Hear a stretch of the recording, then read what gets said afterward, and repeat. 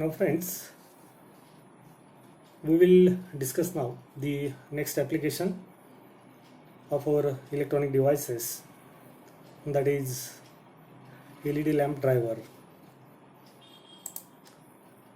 Now before going to that, again driver circuitry, here we will first of all discuss on what is that LED, right?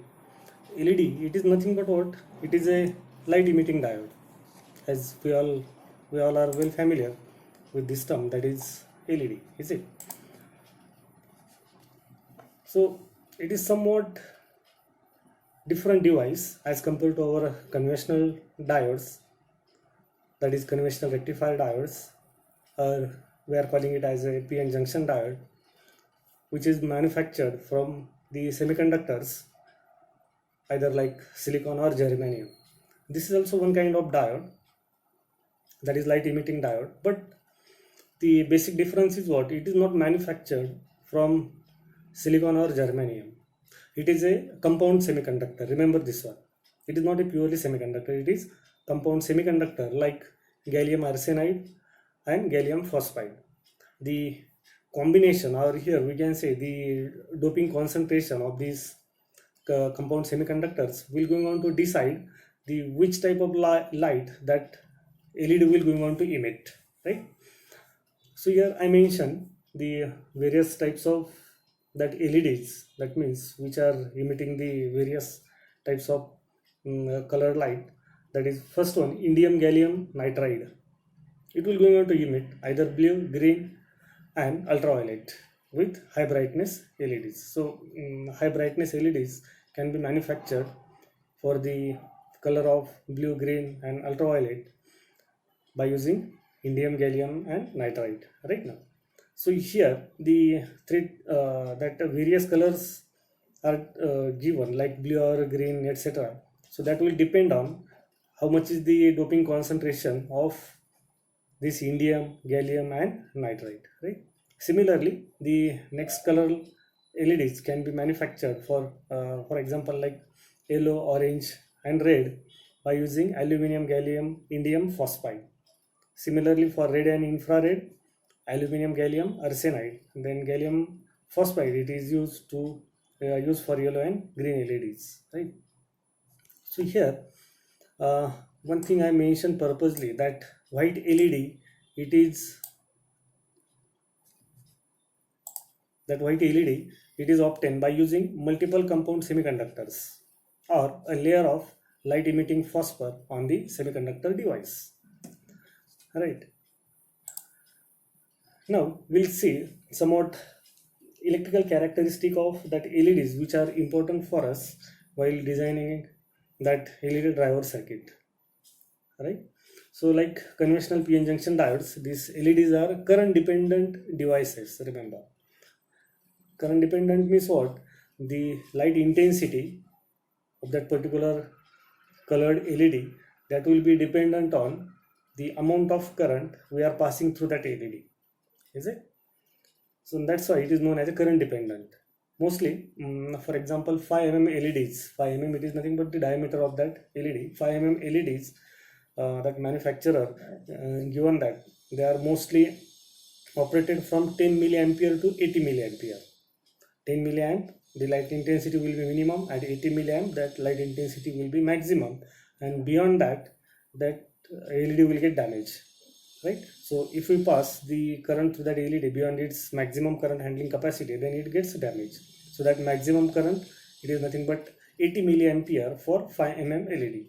Okay, so we have to limit it. That's why the data sheets are important. Now here in this table, I tried to show the various color LEDs, and one important parameter here, it is mentioned, that is the VF at 20 milliampere. VF is nothing but forward voltage drop across that LED whenever the current pass through that LED is of 20 milliampere. So the first one, that is manufactured from gallium and arsenide, for infrared, the voltage drop, it is mentioned as 1.2 volts, right? Again, by default, remember the current passing through all these at this condition is of 20 milliamp. Similarly, for red LED, it is of 1.8 volt. Then next one, that is for amber type, then it is of 2 volt. For yellow, 2.2. Then for green, 3.5. Then blue, 3.6 volt. And last one, that is for white LED, the voltage drop, it comes as 4 volt whenever the current pass through that white LED is of 20 milliampere, right? Now, this current versus forward voltage drop, this is also important characteristic. Before designing and developing that LED driver circuit, we should observe such type of characteristics which are given by the manufacturer. Here, one point I would like to highlight. See, for 20 milliampere, the corresponding voltage drop for this particular last LED, that is white LED, this one, it is mentioned as a 4 volts, right? But whenever the current pass through the LED gets increased, which point is highlighted, that drop across LED also gets somewhat increased.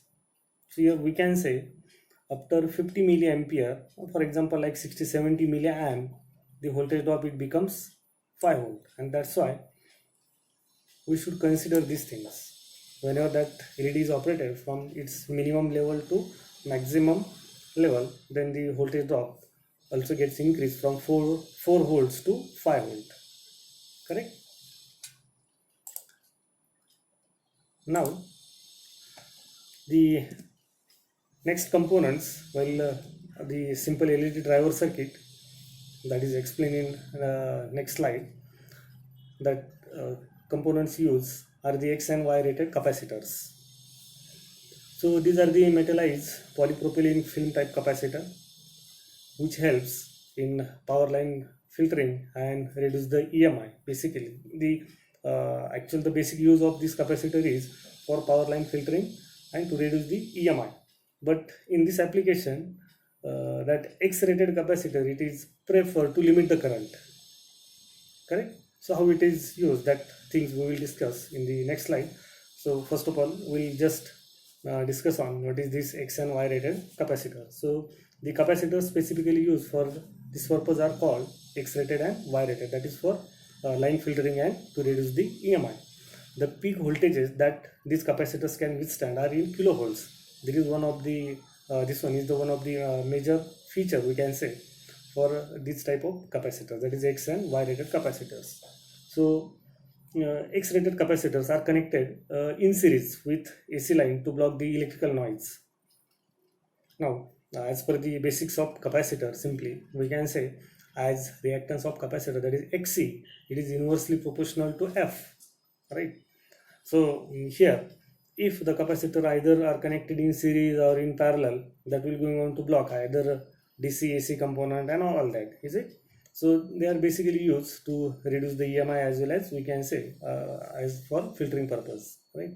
And if they are connected in series, then here we can say it will go on to act, if the input signal frequency is fixed, then it will go on to act as somewhat fixed resistor, because Xc for that input signal fixed frequency, that will remain going on to fix. X equals to 1/2 pi Fc, right? Now the Y rated capacitors, they are connected between line and ground, again to remove that common mode noise, which is also known as symmetrical interference, right? Now one more thing which is important while using these type of capacitors, that is these capacitors shall have a resistor in parallel. There should be a resistor in parallel with these capacitors, as they are used for high voltage applications. There should be somewhat discharge path to these capacitors. Okay.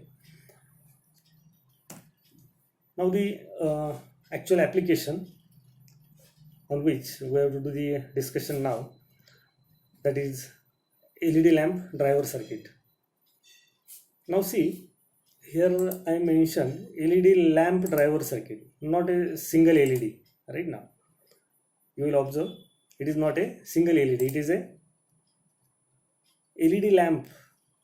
Is nothing but what? There are multiple LEDs, and they are powered by somewhat common circuitry, and that's why it is known as LED lamp driver circuit, right? Now already we are familiar that LED, it is a DC operated device, current control and DC voltage operated device, and that's why there is a need of DC voltage. First thing, remember this one. Okay, now how we can derive the DC from easily available our AC mains? There are various methods which already we learned in previous lectures, previous units, that is either uncontrolled rectifiers or controlled rectifiers, or again one more is there, that is SMPS base, right? So basically in uncontrolled rectifier there is a need of, we can say, step down transformer, because LED, it is somewhat low voltage operated device. For example, mostly it is operated at 5 volt DC right now, and if the AC mains, that is 230, it is directly rectified by using our conventional rectifier, half bridge, full bridge and all that, then the obtained DC voltage from 230 volt RMS, it will be of 325 volt DC.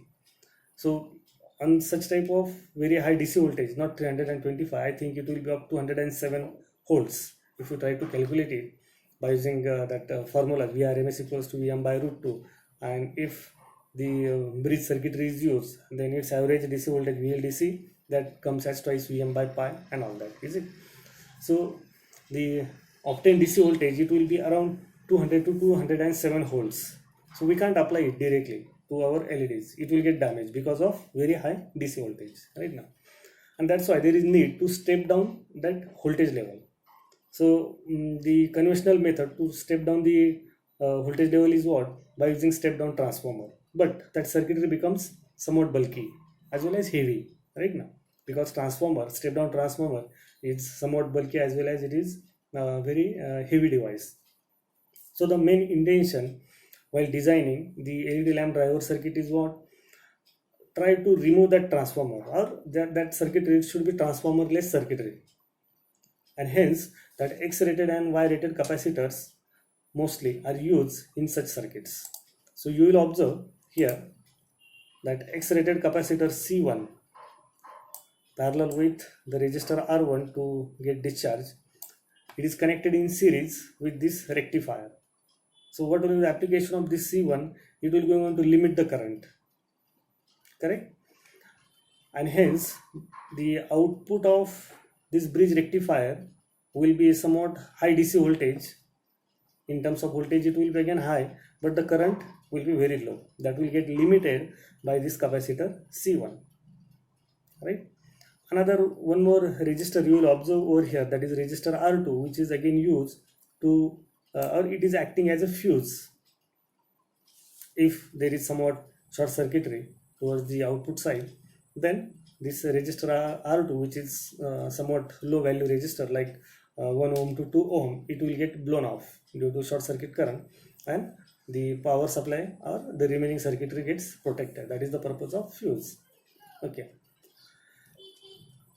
now the resistor R3, now already I told the output of this bridge rectifier will be somewhat low current and high DC voltage.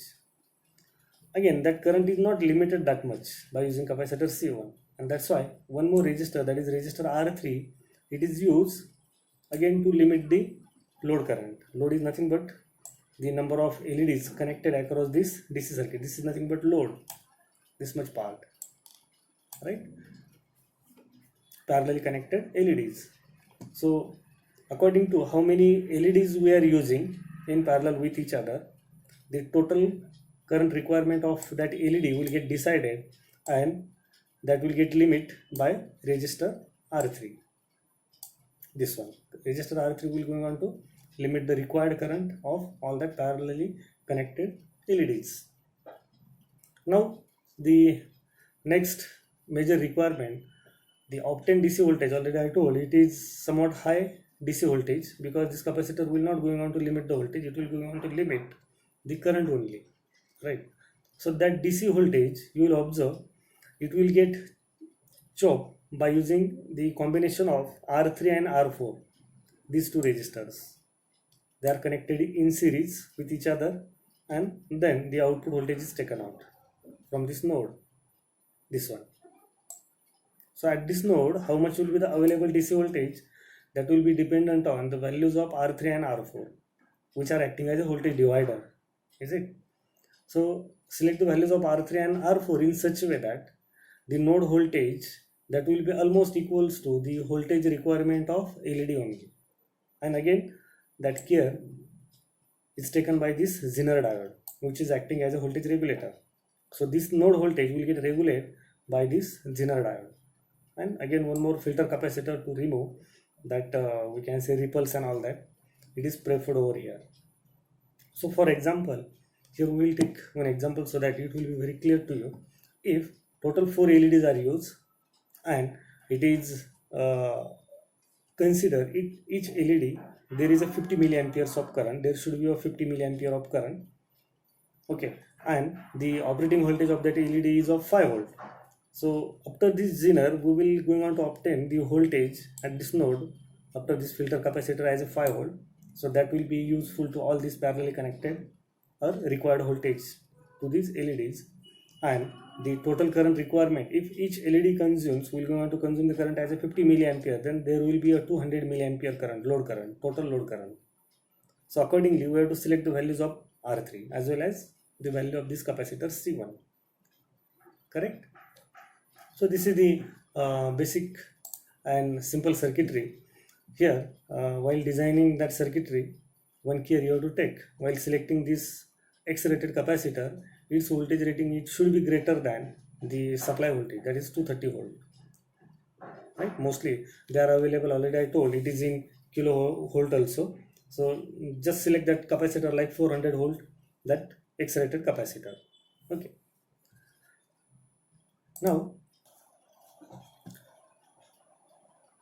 so in the previous circuit, which was a very simple circuitry based on that X-rated capacitor, we can also design and develop somewhat high quality, we can say, that LED lamp driver circuit by using the another circuitry, that is SMPS, which is again AC to DC converter, and as well as it is transformerless, so that the circuit again will not be bulky, but it will be somewhat complex as compared to previous, right? Because this SMPS, it is somewhat complex as compared to the previously discussed that simplified LED lamp driver circuit.